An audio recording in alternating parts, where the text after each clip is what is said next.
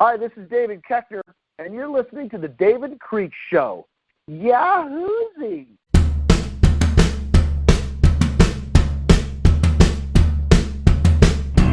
This is the Dave and Creech Show, the only podcast where podcaster CJ Creech and actor Dave Sheridan come together to talk all things entertainment with your favorite entertainers.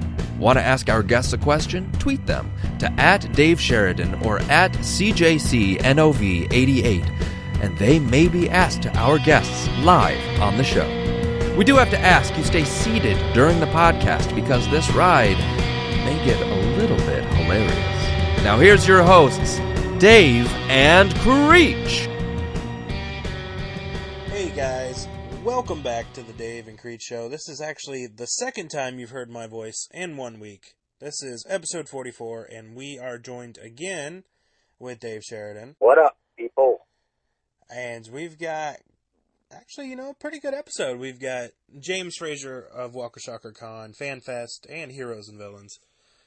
All of those lovely, lovely outlets that we actually use to bring you a lot of our interviews. And we're going to be talking some fun bits from the past 6 months that we are just now talking about because we have to catch up on the news. Yeah, a little bit of catching up to do, but I'm excited to talk to James because, quite frankly, he's put together one of the hottest conventions around the country, and it's obviously been over in the UK, and he's going to eventually get over to Europe more and Australia and Japan and stuff. But, he was very smart. He caught lightning in a bottle, and we're going to find out more about how he came about doing Walker Stalker in the interview, because that's what I want to get behind. I want to find out more about the inner workings and, how it all happened and stuff. So it's going to be a good interview with him. Exactly, and like you said, he did catch lightning in a bottle, and it's something that most people saw how he did that, and were like, oh, well, that he did it, no problem. So I'm going to go ahead and run my own con, and there's been some that have blown up tremendously in the past couple of months, like Rewind Con, that was inspired by Walker Stalker Con, because they just don't have the passion and the drive that James has, so they fizzled pretty badly.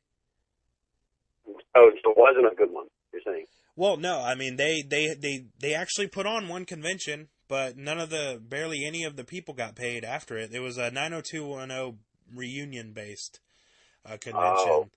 And they had also been already taking tickets for a Friends-themed reunion convention, but now, after that first one, none of the celebrities really got paid, and they just declared bankruptcy, so... Yeah. That happens.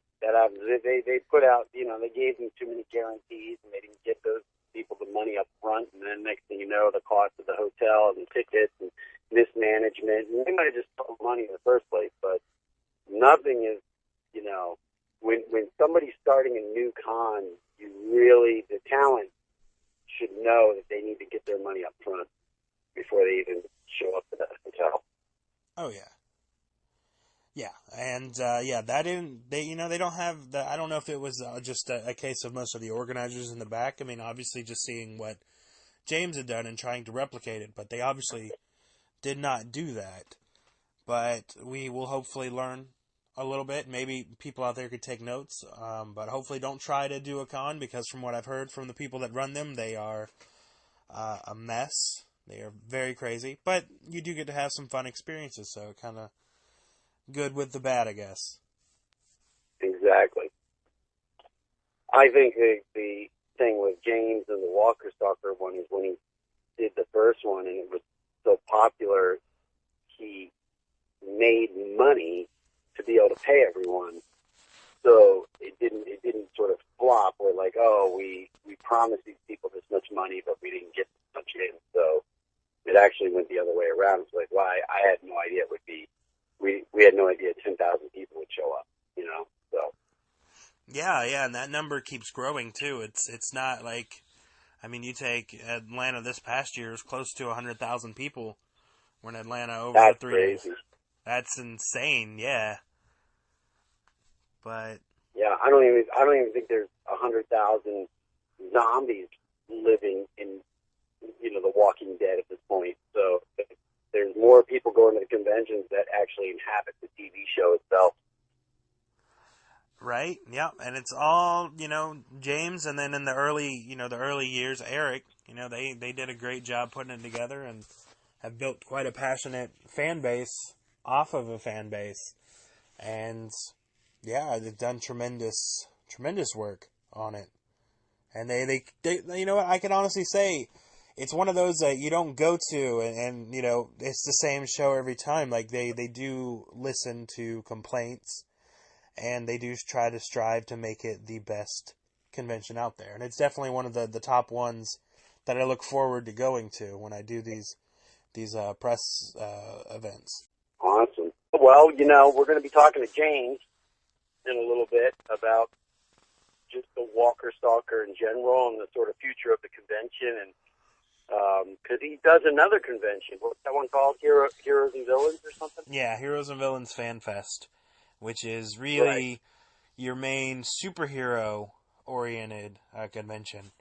Your favorite movie, Deadpool, getting nominated for a lot of stuff. Do you think it's going to win Best Picture? It should. It should win every Academy Award out there. I mean, it's just the perfect movie that you still haven't seen. But who knows? Maybe they'll send you a screener now that it's getting nominated for all this stuff. Man, I've been waiting for the screener. I'm getting all sorts of screeners, and most of them are just so painful. I mean, I don't even watch them, but I just look at they always come with a piece of paper and say, "This is what the movie's about," and I'm like, I don't want to watch that movie, and I never heard of them. Most of these I don't even hear of them. They all have one word. It's the same thing as last year. Last year, all the screeners and all these sort of Academy nominated or hopeful movies all had one word, and this year it's like silence, and tenses, and whatever it might be. Arrival. Everything's one word. I did watch Hacksaw Ridge. They sent me that. I didn't watch the beginning.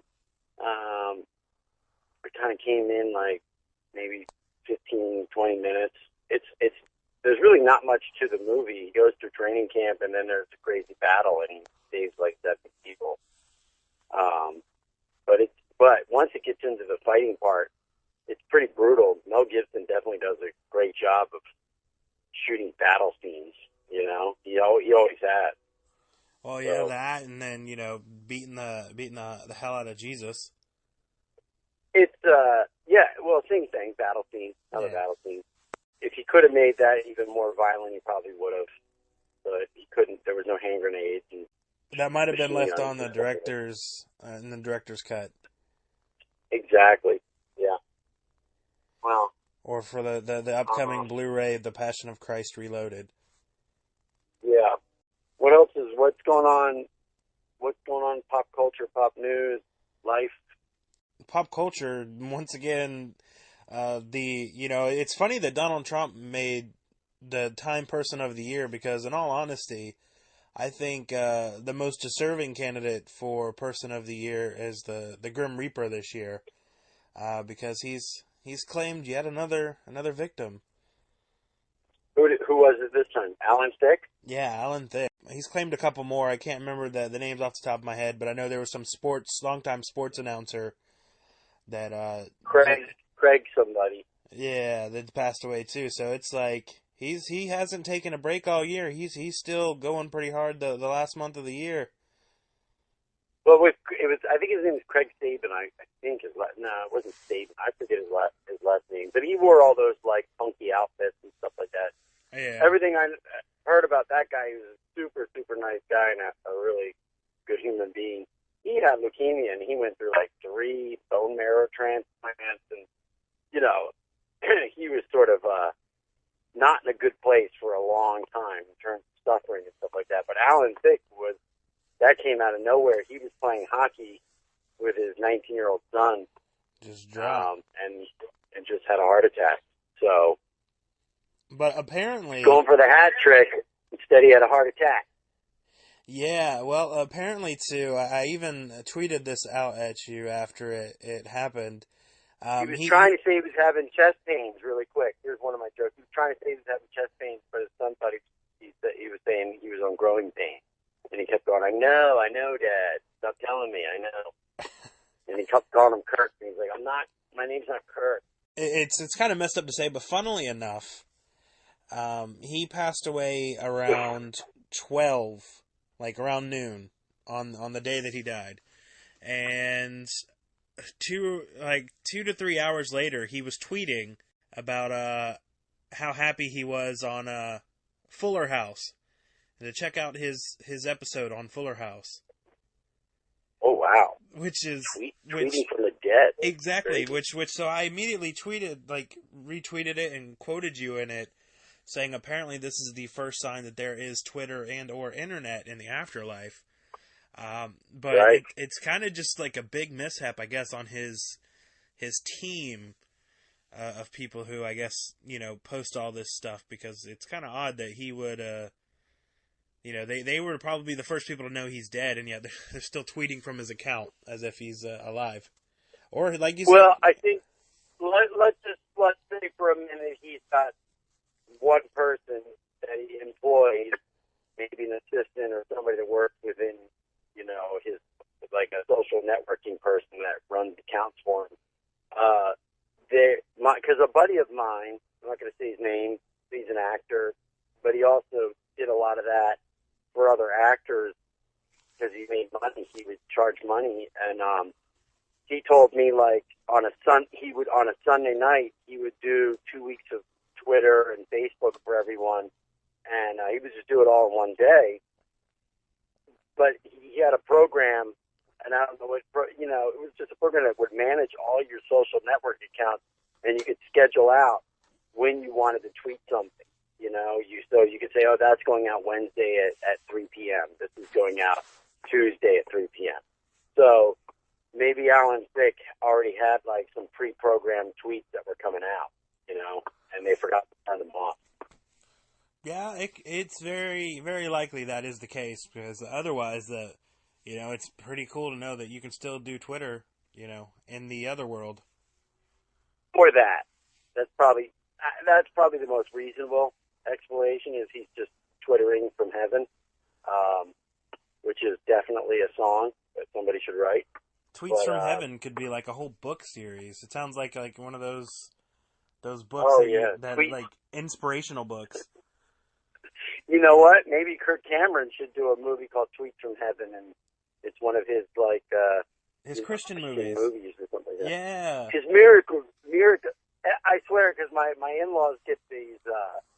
They always, if there's a new one that comes out, and there's so many of them, they get them on Netflix, and then they always have trailers before them, and in almost every trailer, they're so sappy and so, they're sad in a way, because someone always dies or something like that, or has some major problem, and there's always somebody in there that just says, miracles do happen. It's like, oh, there goes the miracle again. Oh, miracles do happen. That's what that movie's going to be about. I think I heard a trailer tonight in front of one of them that was like some sort of girl basketball team or something like that. I forget what it was called, but I just heard it. I was listening to it going like, oh, this sounds awful. Right, yeah. I mean, I can already envision in my mind the actual cover of it. It would just be like, Kirk smiling and mid-laugh in front of like a computer or whatever, and you just have kind of a little fuzzy Alan Thicke up in the clouds at the very top, right by the title. And then he's sending the emoji with the little angel halo, and then a laugh out loud or something like that, LOL. Right? Oh man, this is perfect. That should be. I'm actually going to get one of my visual people, or the people who are good at the Photoshop, to make that a reality, because that needs to happen. Miracles do happen. You have to have that tagline. Miracles do happen. Exactly, right at the bottom. Hashtag. Maybe it's called Hashtags from Heaven. Hashtags from Heaven. That could be it as well, yeah. Oh man, that's just perfect. Yeah, it is interesting because it's like, it's like that could be a cool concept because they've had those other horror movie ones where like, not Your Next, but the roommate one or Unfriended or something like that, So like, Yeah. it could be a fun thing where, Kurt's getting these texts and tweets from Alan Thicke up in heaven that he's helping him. You know what I mean? It's like the seance. It's like somebody reaching out to someone from the other side of the world or the other side of the universe or whatever, but they're doing it via their Twitter account. It's the only way they can connect with each other. Yeah, it's like it could go from just the regular like cheesy inspirational. You can go into like one of those deep, cry fest of a movie by having like the father character, he just dies, and for some reason he has, a little kid, and he has the tweet set up for certain parts of his life, so Right. he's always looking for those tweets. Exactly, but then it just becomes really annoying too, and it's like, it's my dad again, my dead dad from heaven, and he's blowing my phone up right now. It's like it's my mom. Why is he blowing my phone up? And he's sending me these like glitter pictures of unicorns and Minnie Mouse glitter pictures and stuff like that for no reason. Yeah. Like, it just starts getting like, it's like, obviously you have a ton of time up there in heaven. You're sending me all this, you're spamming me with useless tweets right now. It was okay when you told me, like, hey, don't get in the car with those kids. That was fine. Like, that was good warning because they toppled their Jeep over because the one guy was drunk or whatever, right? Yeah, I get that. But then the dad just starts, like, twittering him, going like, what's up? What are you doing? Just checking in, it's like, stop, just stop. Yeah, he could be, every time he's trying to get laid, he gets a text either afterward, the tweet afterward, or just something before, so it, like, freaks the girl out, and his dad's just cock blocking from beyond. Right. But he also is, like, saying stuff like, so, what are you up to? What are you doing? It's like, you know what I'm doing. You know what I'm up to. You see me, It's like, you see everything. You're in heaven.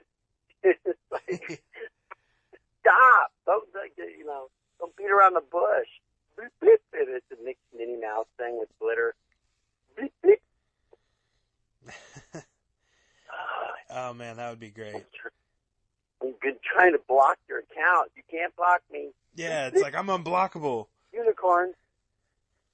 Here's a funny meme. Donald Trump. Cat memes or whatever, I don't know. Yeah, those Rainbow. GIF files.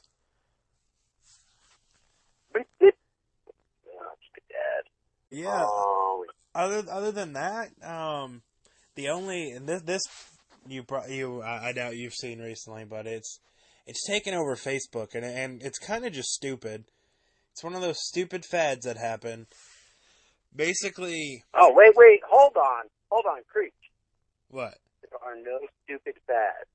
Okay, well, this one's just kind of lame. Fads or fads? Fad. What is the fad? No, I know. Fads are fabulous. Oh. I love fads. Well, basically... The best thing about fads, because the definition of a fad is they don't last.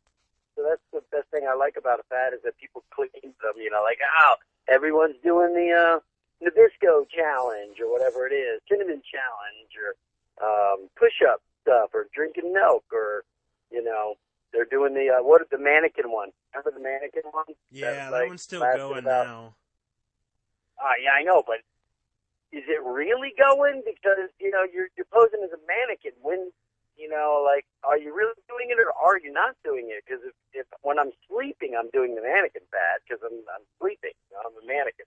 But, it's the funny thing about those, just you get the old people involved, and then like the really old like grandmas, and they're their hands are shaking, or they're blinking because they don't quite understand what the point of it is.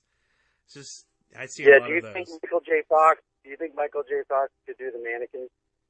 He couldn't. No. Challenge? No, I don't think he could. But so what's the new fad? What's the new one? Well, it's this. Basically, there is a riddle, and if you don't answer the riddle, you have to, or if you get the riddle wrong, you have to change your profile picture to that of a llama. Okay. Yeah, and so this morning I woke up without knowing any of this. How do you know? If You get the riddle right or wrong? How do you know? Who tells you got the riddle wrong, though? Basically, you have to message the person who posts it your answer, and if you're correct, they'll let you know. Otherwise, they'll let you know you're wrong, and they don't tell you the right answer. However, I woke up this morning to half of my friends list just suddenly became pictures of llamas. So it's a kind of weird thing, but I looked into it and I found out the riddle. Wait, what if you don't even just answer the riddle and just go, I'm not playing along?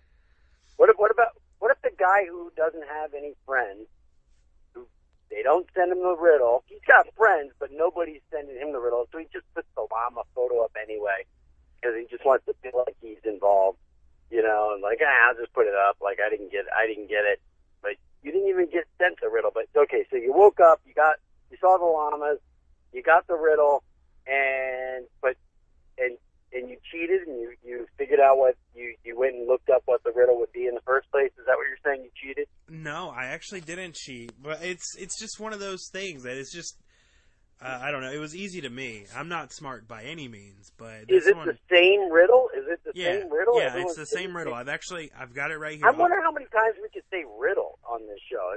Riddle is a weird. That's starting to turn into one of those words. That just sounds weird when you say it over and over again. Riddle, riddle, riddle, riddle. Yeah. Well, I've riddle. got it. I've got it here, and I'll read it to you. And okay. And we'll see if you can figure out the correct answer. Okay. Riddle me this. Go ahead. It's 3 a.m. You're sleeping when you hear the doorbell. It's your parents who have arrived for a surprise visit to have breakfast with you. You have strawberry jam, honey, bread, and cheese. What do you open first?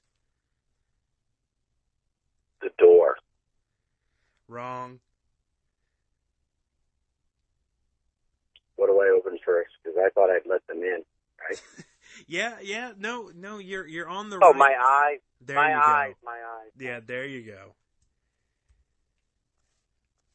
But I'm just saying, if my parents surprise me at 3 a.m. for anything, they're going to be waiting outside until at least sunlight. Because, no. Surprises aren't good at 3 in the morning. What? Did they come for a surprise visit? Is that what they said? Yeah. Yeah, it says it's your parents who have arrived for a surprise visit to have breakfast with you. Got it. I'm like, what parents are like 3 a.m.? Yeah, let's go surprise our kid at 3 in the morning. Right. Yeah, but here's the thing. I figured that out pretty quick. It was like, okay, I said the door, but that was just kind of my gut reaction. But I bet you. And then I thought it'd be a llama. I would have a llama, right? Because I probably would have just. Your profile picture would be a llama for 24 hours. Motherfucker! No. Yep. I got it right though. I knew it was Can something. You do I knew Lorenzo Llamas? Can I put Lorenzo Llamas as my profile picture? You might be able to. I mean, technically they're the same thing, kinda. Why a llama? I think Lorenzo Llamas would be funnier. Right? Yeah. I agree, and they're probably just as well known, about on the same level.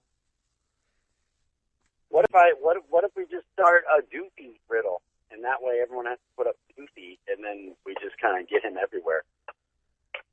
Right. Or we could just do a riddle, and you have to put up the Dave and Creech logo. Free advertisement. Oh, there's Dave and Creech riddle. My daughter told me a riddle the other day. Honestly, though, I don't remember it. Something about a car, parking a car. I can't remember what it was.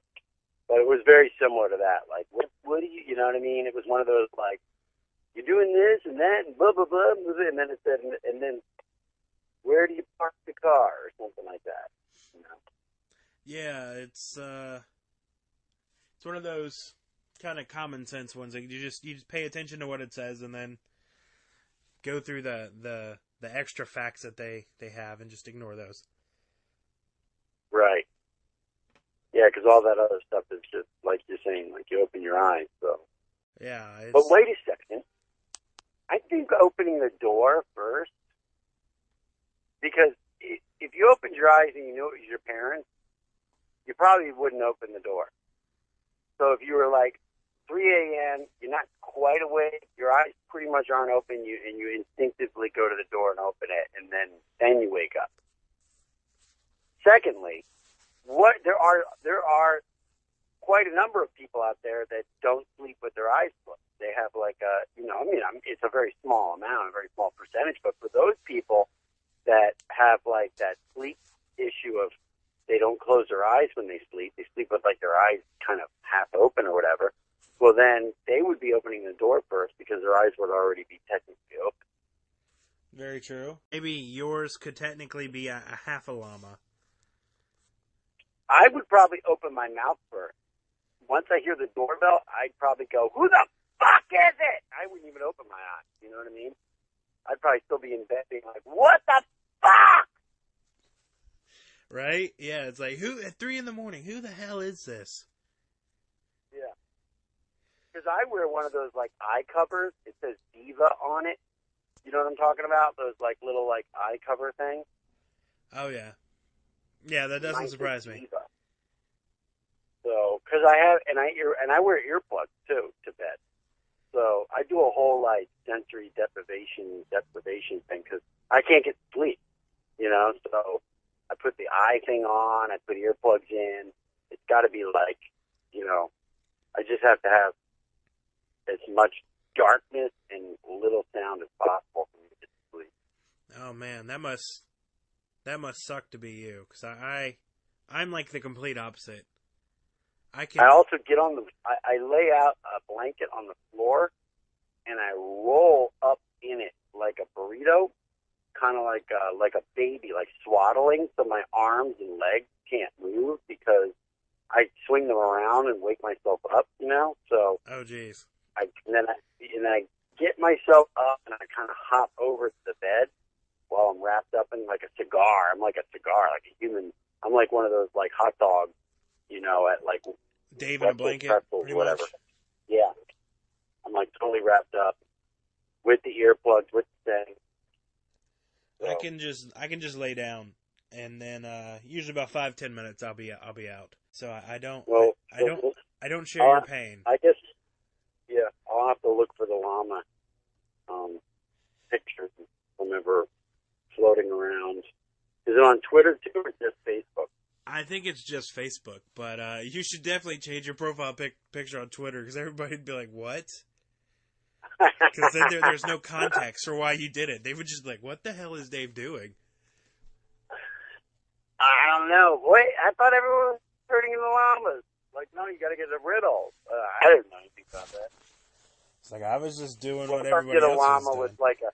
If I did a llama with just like a really light, like, you know, colored French flag or some other country's flag, like if something went down there, you know how like when like things go like when that like concert got shot up in France, everybody like put like French flags on their pictures, or when the Orlando one happened, everyone had like rainbow flags, you know. Yeah, it's like, oh my gosh, such a terrible tragedy. Let me update my profile picture. Yeah. It's like, yeah, you should do that. Put, like, the British flag or something in the background. So they think it's like some animal celebrity that passed away. Much like, Harambe, the gorilla from earlier this year. What'd they do with him? I know he got killed or whatever, but he got shot, and he's now, like, I legendary. know that. Yeah, he's legendary now. But did people take his photo and make it their profile photo or something? I wouldn't doubt it. I mean, 15,000 people voted for Harambe to win presidency of the United States. Not bad. There's like 15,000 people who woke up in the morning, and went to vote for a dead gorilla for the president. He probably got more votes than the guy that was like running for the Libertarian Party, whatever his name was. Yeah, I think it was Gary Johnson. Yeah. Gary Johnson just sounds like an Olympic diver or somebody that would play like He sounds catcher like for the Mets or something. yeah, he sounds like somebody who like won a gold medal with Bruce Jenner. Exactly. Gary Johnson is just not a presidential sounding name. Hey, President Gary Johnson. It just sounds like a dude that's all like, okay, yeah, he's the president, but he also is doing commercials for mustache, and beard dye, for Just for Men or whatever. Right? Or, yeah, that's the guy who won like 6 Heisman trophies. Hey, speaking of going back to Alan Thicke, they took him off the radio really quick, though, because he was like, he was like the radio spokesman for some IRS. I forget, I want to say it was Quicken Most or, one of these, like, companies that can get you out of debt, like, are you in debt? Is the IRS, like, on you? Like, don't mess around. Call Liberty something. I think it was Liberty something, but, it was always Alan Thicke being like, is the IRS calling you? Are they hassling you? Call Liberty Mutual. Nope, Yeah. Yeah, I've heard that exactly when I was listening to XM Radio. And then today, like, he died yesterday or 2 days ago, and they had a completely different commercial. And they got rid of him quick. And I guess they probably felt like he's dead, and it would probably be distasteful to have him as, schlocking their product, for any family members or people that might hear his voice being like, well, that's not right for us to have that crappy tax IRS commercial, representing him right now. So. Well, hey, that beats the people who, I wouldn't be surprised even now when, Billy Mays died. He was still, promoting other people's crap on the late night infomercials for years after his death. Did he, though? I thought they pulled him right away. No, there was quite a few that at least I had seen down here where he was still promoting. They still had him, like the full infomercial sets that he was doing. I was like, okay. But I also think that he wasn't just the spokesman. He was kind of like the company owner. You know what I mean? Like, he wasn't just like a gun for hire. He was sort of... He probably owned the whole As Seen on TV line. Yeah. Yeah, but he owned whatever he was schlocking, he had a piece of, and he was the guy that sort of, like, it was his company, and he started with one thing, whatever that might have been, and moved on to the next one, and, OxyClean. I think he killed it on OxyClean. Oh, yeah. Which became, like, a real product. You get that everywhere now. Yeah. Yeah, that beats SHAMwows, which, emphasis on sham.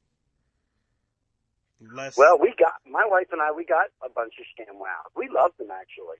I mean, they definitely did not work like they showed, but they held up in terms of just rags around the house. We used them forever, and I thought they were hilarious.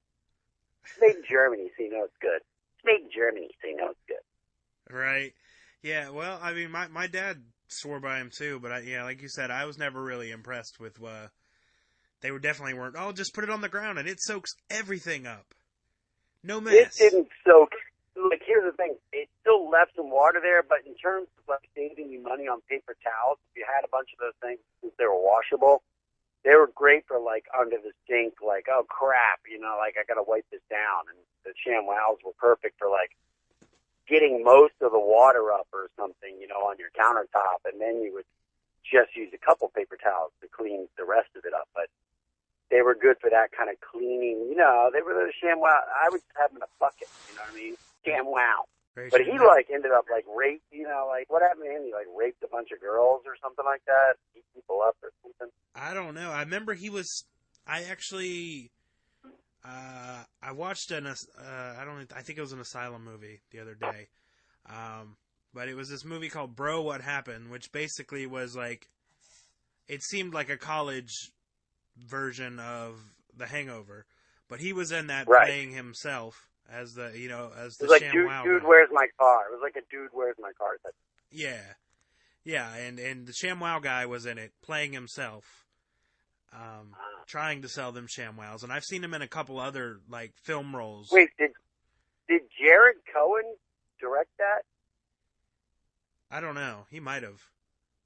He might have. What, isn't he the guy that directed, The Horde. The Horde? Yeah. Yeah. Yeah, and he just finished shooting. We chatted with him, right? He was on the show, right? Yeah, yeah.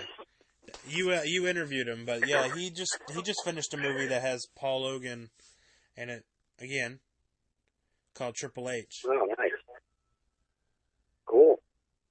But yeah, that's another thing I forgot to mention on a previous podcast, that he was working on a new movie. They just actually finished shooting it. Also, right now we've got a poll up on Dave and Creech and on my Twitter page, trying to figure out the best moments on the podcast this year with our guests. And currently, right now, Corey Feldman is winning.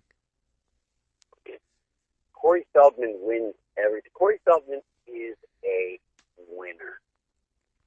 Hands down, point blank. He probably voted for Trump. I could see Corey Feldman voting for Trump. I don't know. I don't think he did. Was he on The Apprentice? I don't know, but I don't know. He definitely he just got married, actually, like a month ago, to his main angel. Yeah, I know her. Yeah. Yeah, because he was very nice. He was afraid. The reason they got married, he says, is because he was afraid that Trump would try to deport her, since she was not American. So yeah, they got married. Yeah, but she's also like 5'11", blonde, and Nordic. I pretty much think that she falls right into like Trump's like superior race. I don't think she was going to get deported. If anything, he's going to try to import more of them, you know. So that could very well be. But yeah, right now Corey's winning. He should have. What he should have. I think if Corey really felt like someone was going to be deported, he probably should have married his cleaning lady or his gardener. You know, that would have been more. That would have been funnier. Like Corey's like, I'm practicing polygamy because I've got to keep everyone here. You know, in America, I've married 5 Mexican dudes, 2 ladies from Guatemala, a Chinese lady. He's just got all sorts of. He's just marrying everyone. He's like the Mormon savior of you know, to try to like keep people in the country. Right? Yeah. I did, by the way. I got a chance to watch. I didn't watch Deadpool, but I did watch Corey Feldman's performances on the Today Show, and they were very good. I liked them a lot. Yeah. You know what? I thought they were great too, but the internet was just so full of trolls. I don't know. They didn't. It was actually funny. Well, in a sense, it was kind of. I think it was really the internet just being the internet. But you know, after his first one went viral, you know, everybody was making fun of him, which isn't cool, obviously. But that's what the internet does. And he had. No, and look, his performances were fine. It was the settings that were ridiculous, because you're doing it on the Today Show, and he put on a concert-like performance. You know what I mean? He had costume changes, he's dancing, it was theatrical. If that was done at a nightclub with lighting and smoke machines, and it was dark and people had some drinks, that would be a great performance. But when it's like superly brightly lit and you're on that little corner stage, you know, on the Today Show set, it doesn't fit. You know what I mean? So that's what throws it off. It makes it kind of fun. It's fun to see that he went full on concert performance and gave it like 129,000%. You know what I mean? Oh yeah. He was a complete Today Show. Yeah, he was a complete ball of energy, and I think a lot of the people who watched the Today Show may have not been used to that. So like, they started trolling him pretty hard, and then he went on Facebook Live, and you know, he broke down just about how he's afraid to look at his emails and the internet and all this and that, and then he started getting, you know, support from celebrities on Twitter. And then NBC, I believe, who does the Today Show, they invited him back. So then he did the second performance, which was just as fantastic. And the internet starts trying to troll him because he threw down the American flag. And he did in that performance? I don't remember. Yeah. Yeah, maybe. Yeah, he did. But I think if I remember correctly, he realized what he did very quickly because he was just into the moment, and then he picked it back up. Because, this song was about America, and everybody's like, it's about America, but you threw down the American flag. Just trying to, I don't know, just find stuff to nitpick at that point. So then they started complaining again. But, I mean, honestly, but those two performances and even the controversies with all the internet trolling and everything, I mean, it's got to be some great publicity for his CD, for sure. Absolutely. And the thing is this, it's not like the Today Show's known, like, it's not like they have a concert mixing guy, a rock mixer. It's not built, the studio and the sound system is not built to, like, capture probably how, like, loud and powerful that music was, So you're listening to a TV mix that's pretty much sucky, so. I think it was that, and then a little bit, because, I mean, Corey was still pretty close to his recordings. I think I don't know why, the Angel sounded off. The one that was actually singing the Go For It part sounded a little off.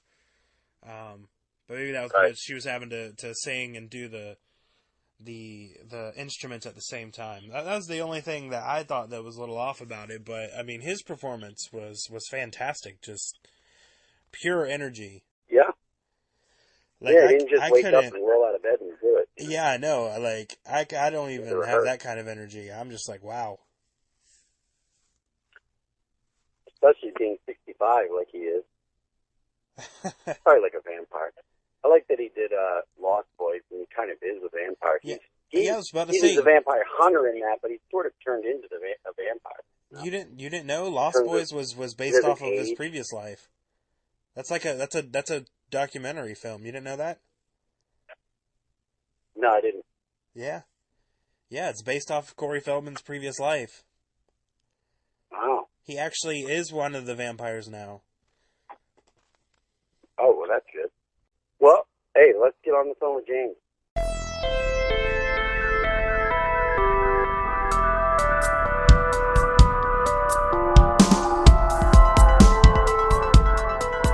Hey, James.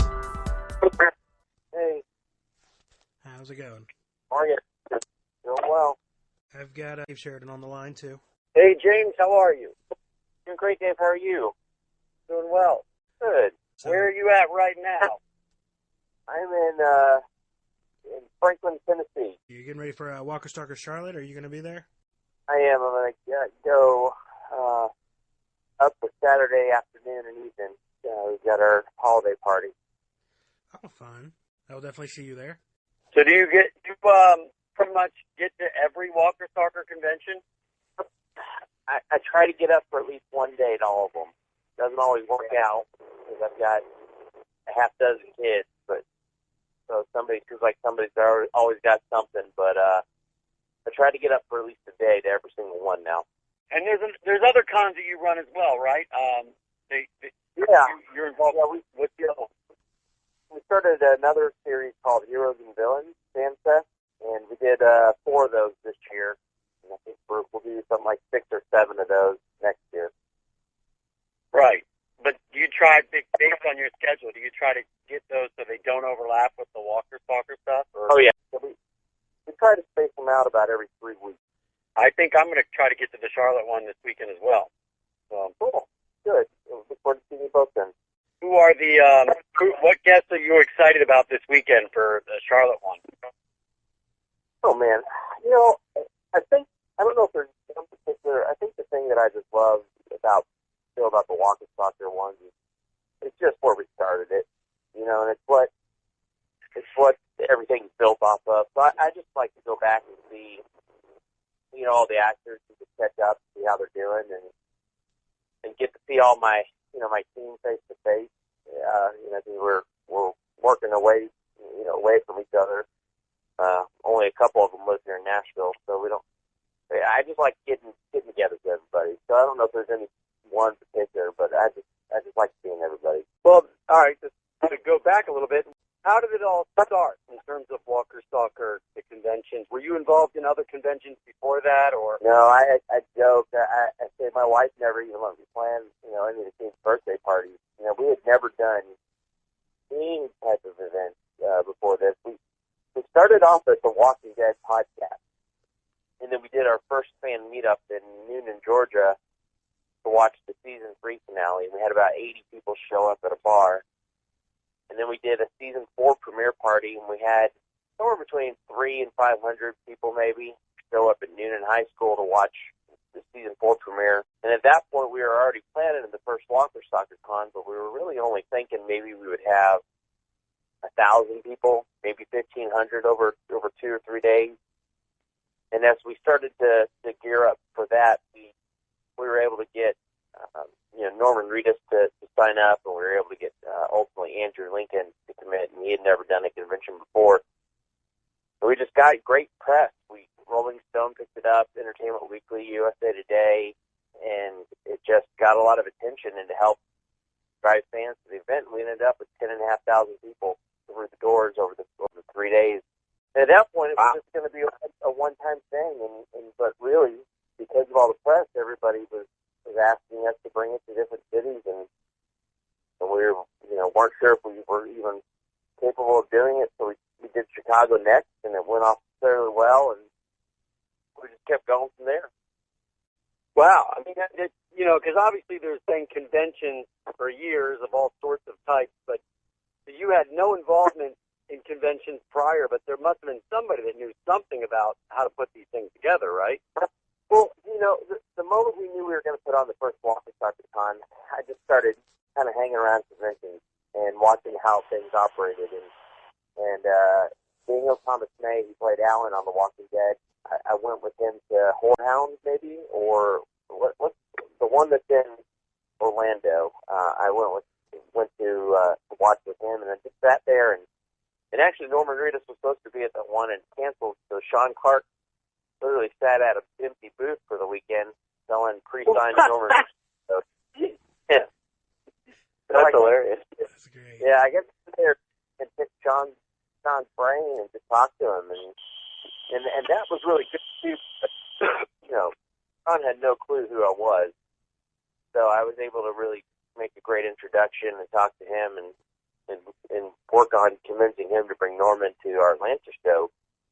But, I just watched everything, and I'd been to San Diego Comic-Con probably a handful of times, so I knew in general how the thing functioned, but really didn't understand the scope of the planning that goes into it. And so we just started asking for volunteers, for people who had maybe some experience in different areas of planning. And in our first hotel and our first convention center, they were great. They gave us a lot of direction and helped us, really held our hand along the way. Now, the first one was it in Atlanta? Was the first one, or was it? It was. Nashville?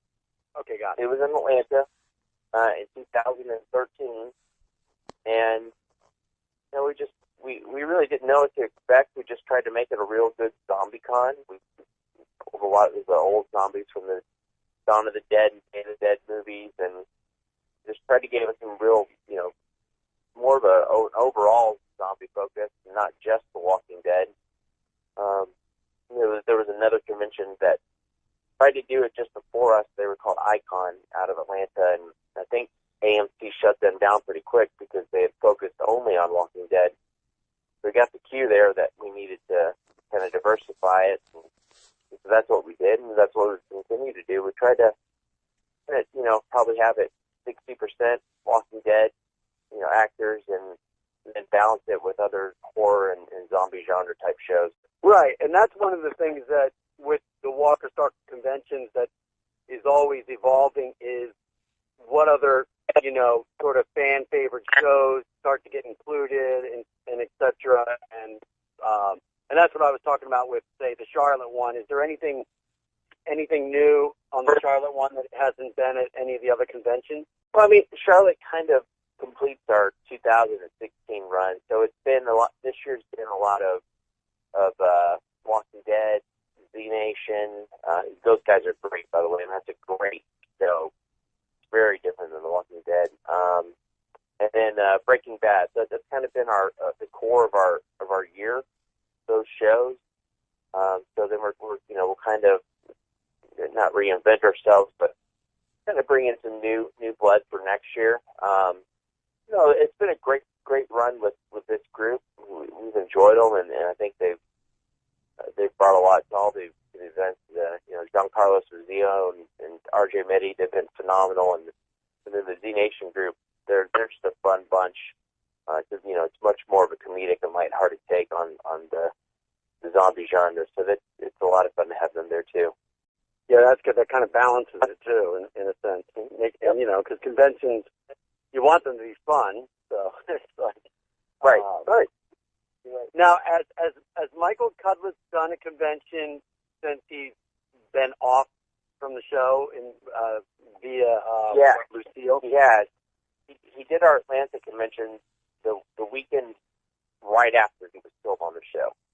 Yeah, that must have been tough for him, huh? It was, and I purposely even kind of just dodged it myself for fear that I would probably get a little upset.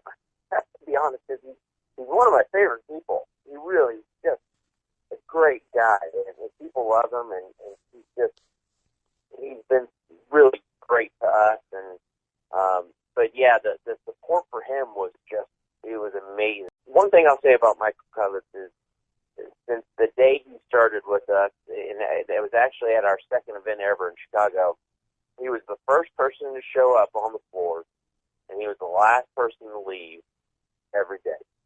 He would sign, he would talk to people. He was just something else to watch. And in Atlanta, it was the same thing. I mean, we were literally tearing down, booths all around him on Sunday, and he was still there with just a table talking to people and signing for people and signing for volunteers. But yeah, the support was amazing for his character, and Stephen Young as well. For Glenn, it was just really special to watch. What cities have you not done that you're looking forward to doing in the future? Man, well, for next year we've added Portland, and so I'm really excited to kind of get to the Northwest with the Portland show. We were really close to doing a more international event this next year, but they're going to get delayed one more year because there's just a lot to put on. But I would say Portland is probably the one I'm most excited about. I've heard a lot of great things about their city, and just to get into an area of the U.S. that we haven't gone with our conventions, I think it's going to be a lot of fun. I just want to interject really quickly. I know you get besieged with all sorts of cities on Twitter, and some of them are a little less than impressive. The really small towns. What is probably the oddest town or whatever that you've been asked to bring Walker Stalker to? I don't think it's the oddest town that kind of makes me kind of just stick my head at somebody.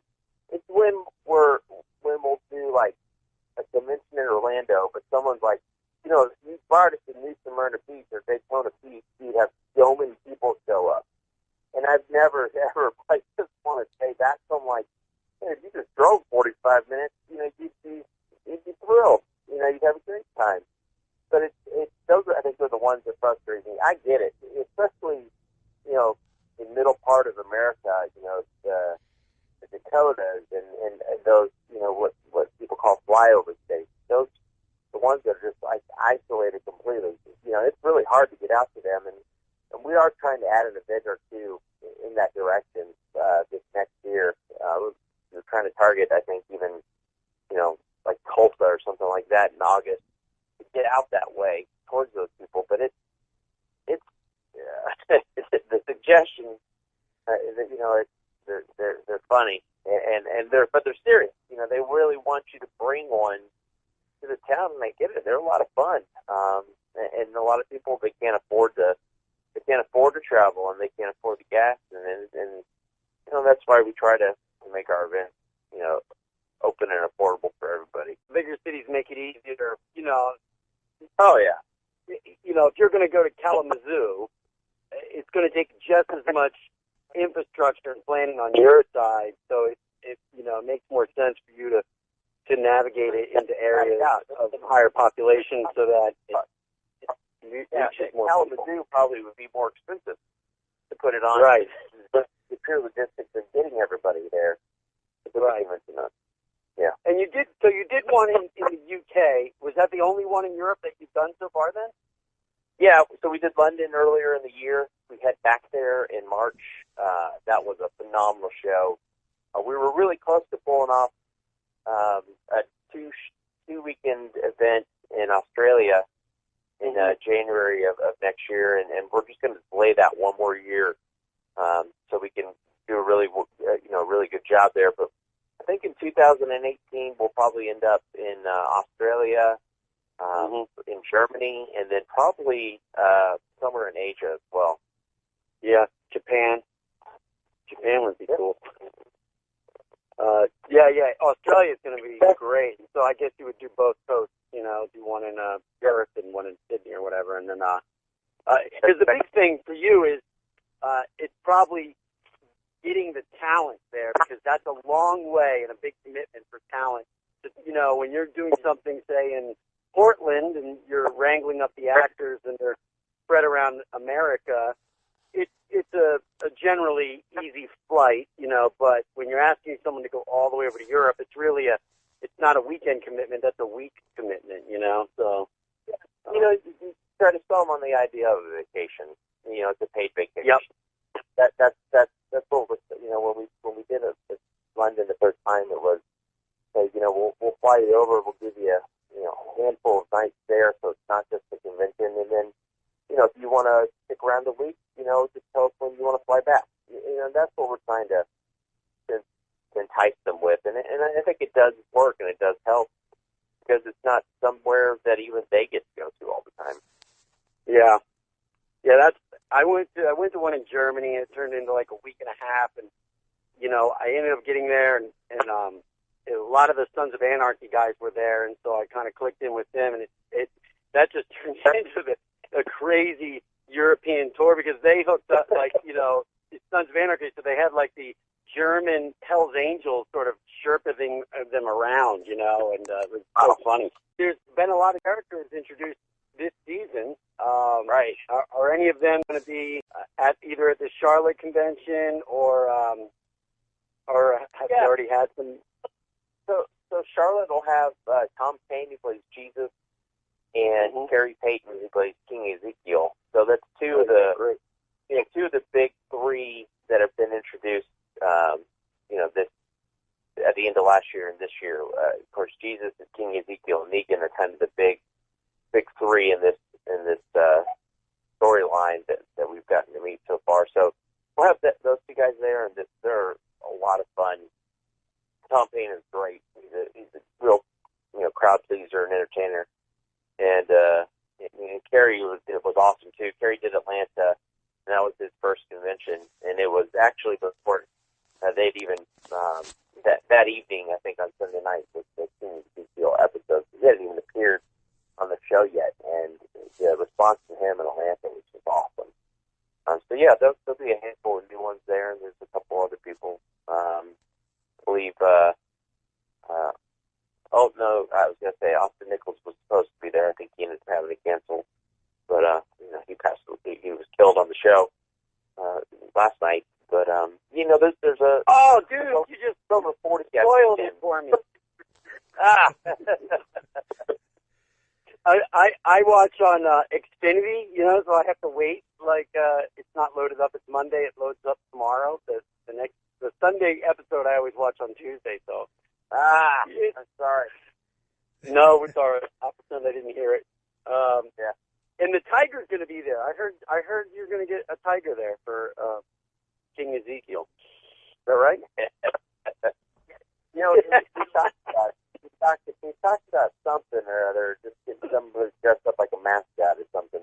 Actually, somebody did that. I think in Atlanta, came in a tiger costume and took a photo with him. Somebody's already pulled that one off. I also saw in Atlanta somebody dressed up as Lucille at JDM's in Atlanta. Oh yeah, there were some great ones. my favorite one was actually somebody gave Steve Young one of those old glasses that have the eyeballs that are on springs, and stood with him and acted like they were hitting him with a baseball bat, and his eyes looked like they were popping out. Oh, yeah. The eyeballs with the springs on the back of the head, right? Yep. That's great. So the other con is Heroes and Villains, you said? Yep, it is. When is the next one of those? After we get done with Weekend, the next U.S. Heroes and Villains and Walker Stalker are the same weekend in Chicago. We're going to actually, for the first time, host the events at the exact same time in the same building. And so they'll each have separate entrances, and then they'll kind of horseshoe around to where they share vendors, a stage, and photo ops. So we'll be running the two events concurrently. And it really happened because we were only able to get one available weekend in Chicago this next year, and we didn't want to pick one or the other, so we just decided we'd do both. And it'll be both events together. I'm excited about it because it should be, twice the attendance, and that should benefit the actors and vendors and everybody involved. So, but how do the tickets run for something like that? Does one entry get you into both, or you buy? It does. Okay. Yep. So you'll kind of like pick your entry point. So if you're a Walking Dead, zombie fan, you'll buy through Walker Stalker Con, but you'll be able to go into Heroes and Villains and everything, and then vice versa. Nice. Do you know the date for that one at all? Yeah, I think it's the last weekend in March, or second to last weekend in March. Okay. And saying that one does pretty well, are you looking at possibly doing that in other cities as well? Yeah, if it does well, I think that would probably be the long-term track, because as much as I love The Walking Dead and Walker Stalker Con, with everything, it's going to have its high point, and then someday it's going to, trickle off. And we love doing this. Everybody that works with me, they work hard, and they love putting on these events for fans. And so I think, there's a sense of us all wanting to have some sort of long-term job security. So I think the Fan Fest is an option. I don't think, Walker Stalker Atlanta will always be Walker Stalker Atlanta. It would never be combined.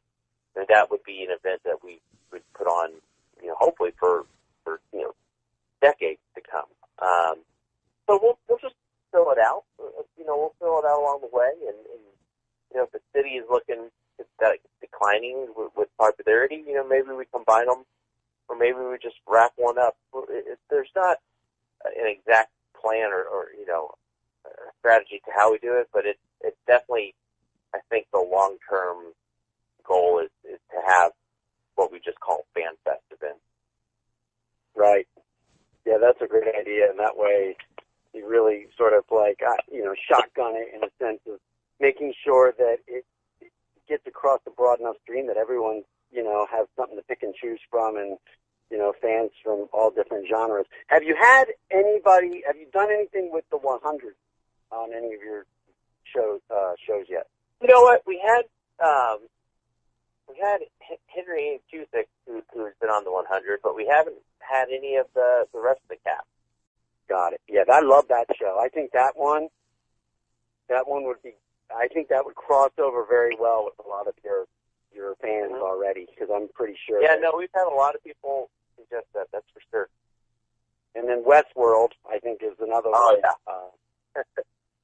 Yeah, I was watching. I finished watching it last week when it ended, and have been giving that some thought as to, the hard part with the cable dramas is how many people really are watching. I guess HBO, you can get a good sense of how many people maybe, but like the Netflix shows, the Netflix doesn't release how many people actually watch anything. So you think Stranger Things could be massive and might do really well, but it could end up coming and it could be a flop. So that's the scary part about the Netflix series.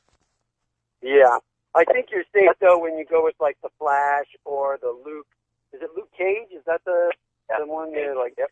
things that are sort of the Marvel-based ones, I think they have a built-in audience. You kind of know there's some numbers there. Right. What's the craziest thing that's ever happened at any one of these things? The most memorable, craziest thing? Whether it was like a disastrous thing or like I didn't even expect that to happen in a good way.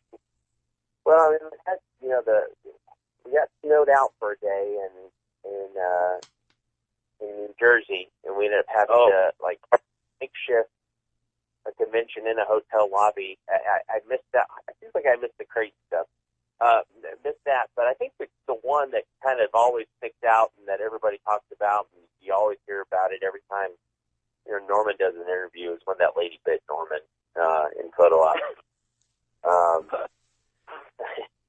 It's just, it'll probably go down as the craziest thing. Hopefully, the worst and craziest thing.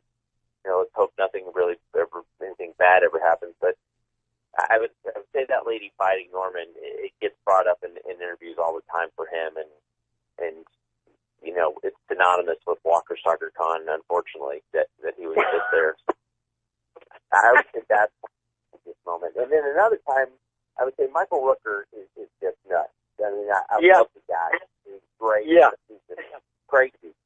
And he decided... I'm going to stop you right there because I think anyone that's ever met Michael or hung out with him for at least one day, that is the sentence. It's always, that guy's nuts, but I love the guy. You know what I mean? That sentence is always the same. It's always followed by, but I love him. Because I have a lot of energy. I'm a hyper guy, and he's a little bit older than me, and I cannot keep up with him. He has so much energy. Yeah, that's exactly right. He decided he was going to show off for a bunch of fans, and he was going to roundhouse hit an elevator panel to hit the elevator button, get the one of those cargo type, freight elevators to come down. And I guess he overguessed, the amount of force he could do it, and he just destroyed this elevator panel. I mean, just crushed it.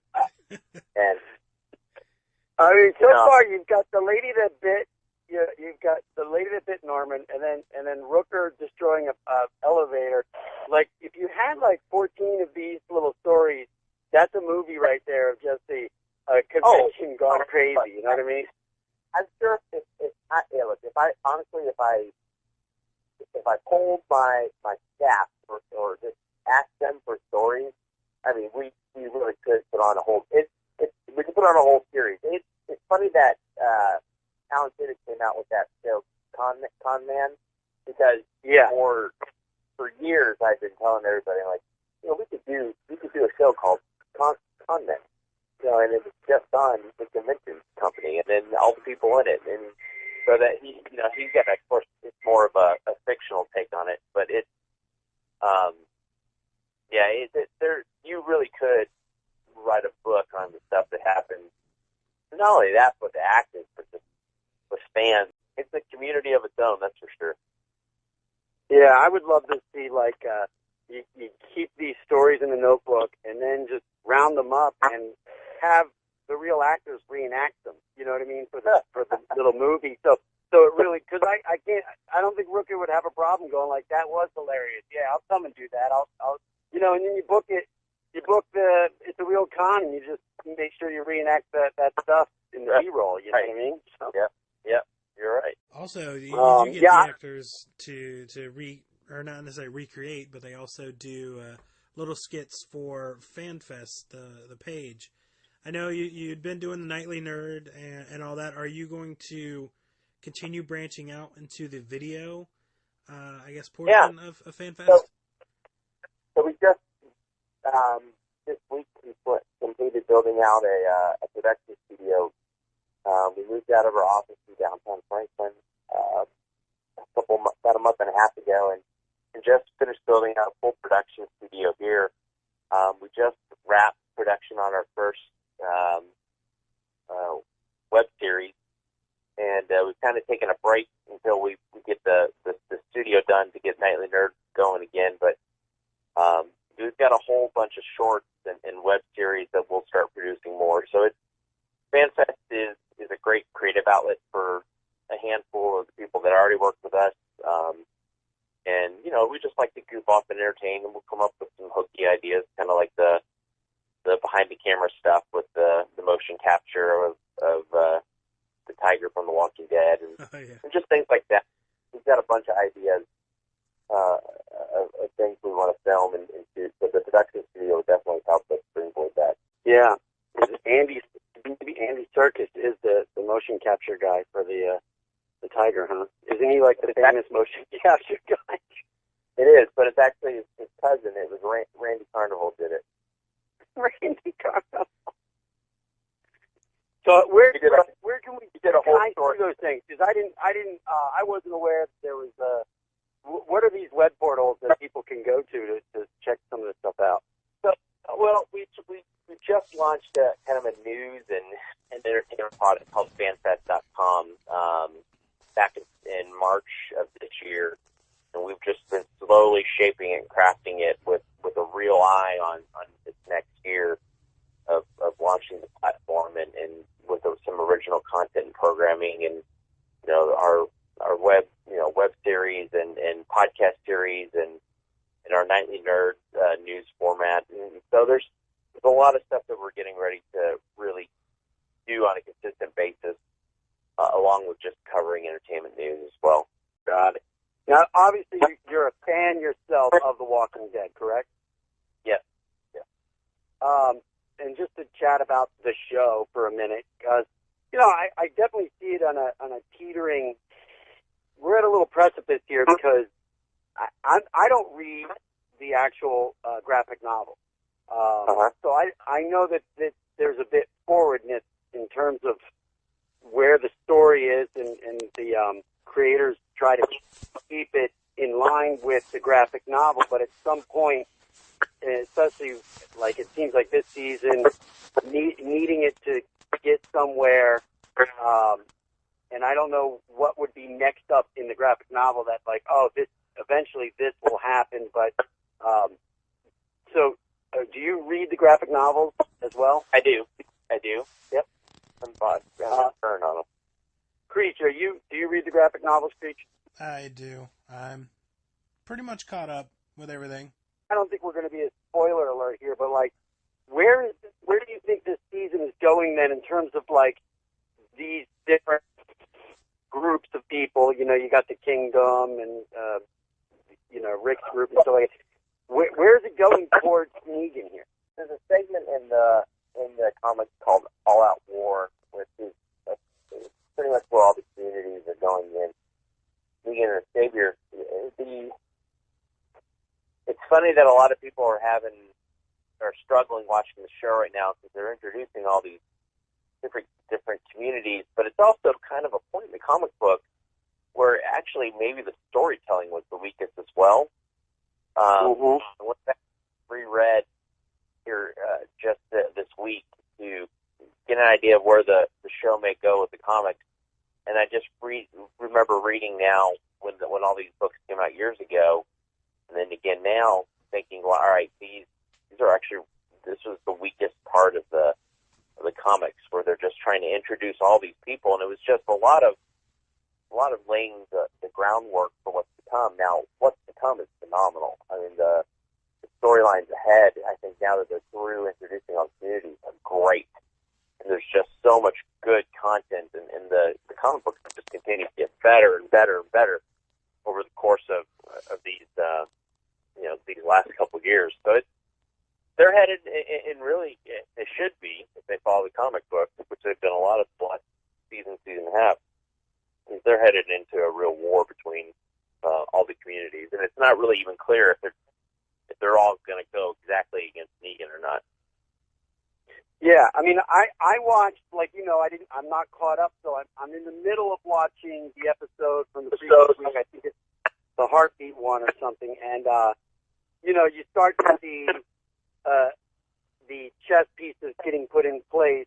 No pun intended, because you see that Norman Reedus topples over the chessboard. You know what I mean? That Negan plays. So, Negan is a game player. He likes to play chess, and really he views this whole thing as a chess game in a way, and these people are starting starting to put the chess pieces. They're starting to, strategize their moves, so to speak. You see everyone singularly sort of trying to, they're not they're not one unit yet. Everyone's sort of working singularly, and actually Rosita's single bullet is representational of people working alone versus working together.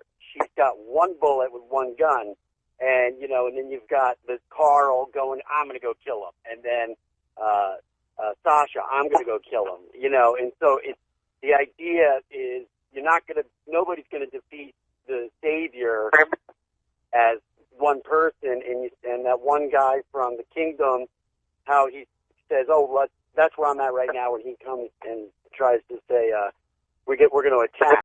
I would imagine that they got to get all the different groups together as one to really basically go after an all-out war, like you're saying. Yeah, I would agree with that statement. That it's definitely the fraction at the moment. They're without true leadership, and that's a lot of course, with Rick being bullied and broken. They're all trying to go about it their own way, which without spoiling anything, you're going to find out if that's going to work or not, and then you would hope, because I think anybody who really loves the show really does hope that they reunite and come back together and decide to fight and not just come to Negan. Yeah, absolutely. And obviously, I think the ammunition,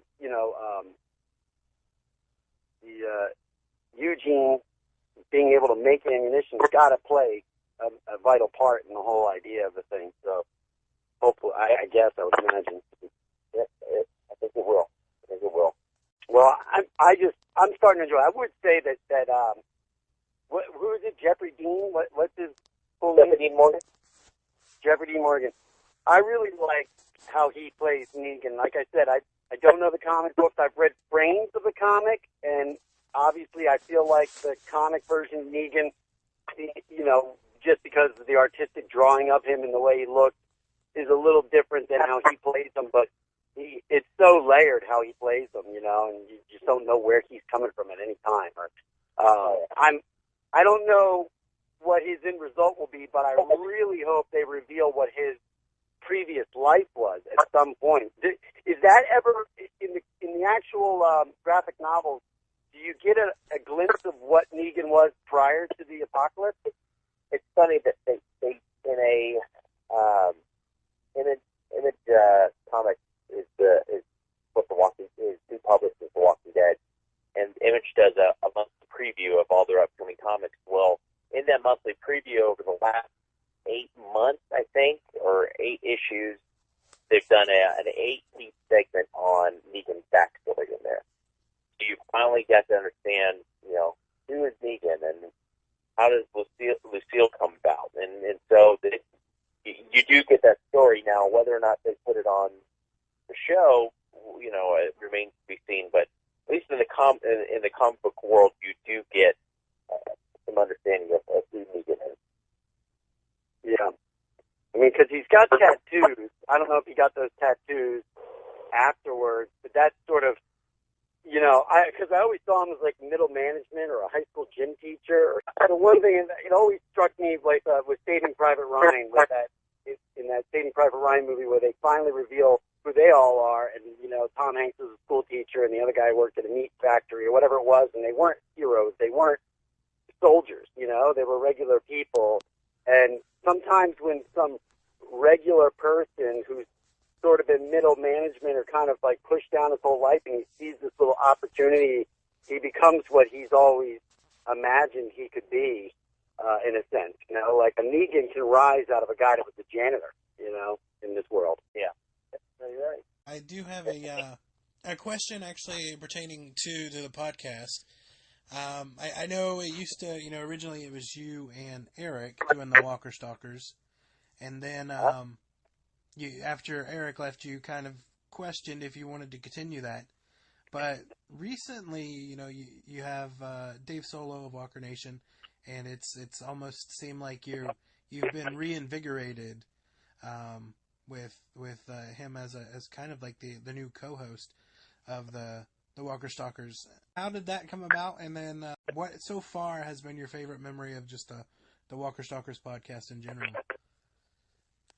Yeah, Dave has been a great blessing since where it's kind of. I'm a great color analyst. I'm not the play-by-play guy, and Eric was the play-by-play guy. He led the podcast. He was able to give us some guidance every podcast, and that I was the guy who could jump in and make the witty comment or be funny or lighten the mood, and that was who I was. And so I was never to start a podcast or when Eric left to run it solo by myself.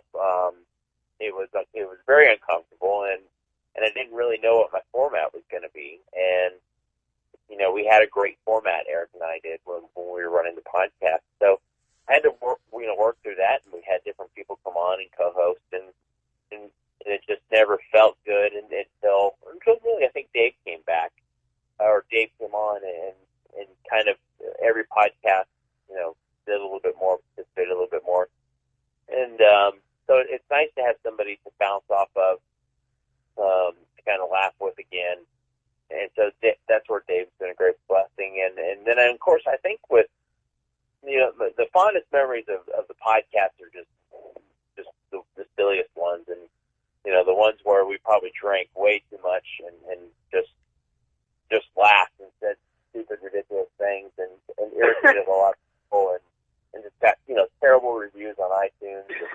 So that when we actually cared what our reviews were, I can't remember the last time I ever went back and read a review, but just where we kind of just enjoyed ourselves and just had fun together, and we weren't really pandering to a listener or caring exactly that we were on point with what we were supposed to be covering. That's like us. Yeah, we could care less whether we make any sense or on point. Great. That's good tip for us. Thank you. Yeah, I don't think we ever make sense. Yeah, we don't get drunk though, Creech, because we're not together. But we have David Davidson. He's our drunk guy that we like to bring around. That's all. Drunk casting. Don't drunk cast. No, I don't know about that. We used to call it the beer cast, or I think one night it was Shandy, so it was the Shandy cast, and we were just it got the title of whatever we were drinking, really. You definitely don't want that to be your calling card, though. Like all the no. You guys are great drunk. Keep drinking. It's like we've been alcoholics for the last 10 years now. Yeah, they're good for the one-off podcast, but I think people get tired of it pretty quick. Well, I'll tell you, I'm here in Charlotte right now, so the weather is going to be good this weekend. Good. Probably about 50, maybe 50 in the highs, So, but it doesn't look like it's going to rain or anything. We haven't had a lot of rain this fall. Well, good, man. We're excited to get there. Where is it at? Where is it at? What's the exact location? It is. That's a great question.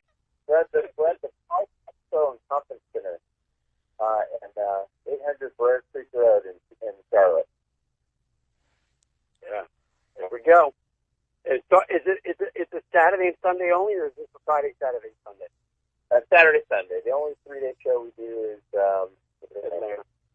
And is it sold out, or are there tickets still available? Tickets are still available. Saturday's nearing a sellout, but Sunday's got some good rooms still available. Awesome. Well, to any of our listeners out there, there's the Walker Stalker Charlotte. If you're in the area, come on down, and hopefully I'll see you guys. You might catch James there too, and it's going to be a good time. I've been to a few, so these are. I personally, I think it's one of the best. I thought you guys had a history of running conventions prior to getting into the Walker Stalker of it all, because you really do run a very good convention. I appreciate that. We really care about everybody that comes in, if they're an attendee, if they're an actor, if they're a manager, if they're a volunteer. We want everybody to have a great time, to be treated with respect, and just to care about every step of the way, the whole process of doing a good job. I think I'm ready to get to Walker Stalker in Charlotte now. It's kind of cool now. I got some insight. I'm going to see the convention in a whole different light now. Cool deal. Awesome. Well, thanks for having me on. Norman's not going to be at this one, but we'll. Wait, what's his booker's name again? I just drew blank. Sean Clark. Oh yeah, Sean. Yeah. Wait, Norman's not going to be at the convention, but will Sean Clark be there by himself, sitting at a booth anywhere? No, I think he also manages Tom Stain, who plays Jesus, and a couple other people, so he'll be working. Oh, awesome! I like him. He's always throwing up his his concert tickets from when he was in high school and stuff like that. Yep. On his Twitter. Some are good, and then some are like, really, man? You had nothing going on that weekend?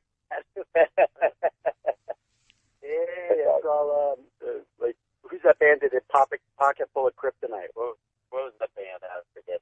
Oh, geez. Exactly.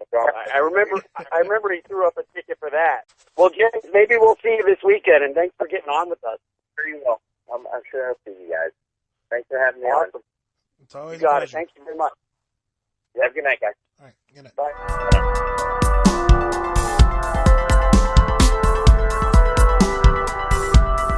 All right, well, I think that wraps up episode 44 of the Dave and Creech Show.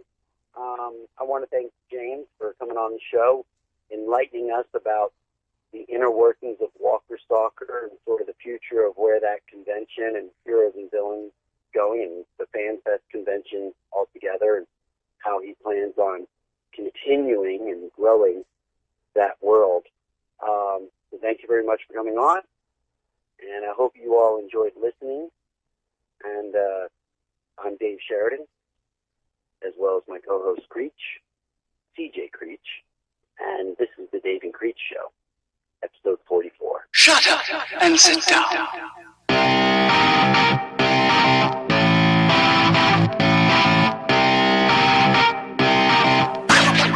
Thank you for listening to the Dave and Creech Show. The views and opinions expressed in this podcast are solely those of Dave and CJ. These views and opinions do not necessarily represent those of Creech Creative Productions or any of its affiliates.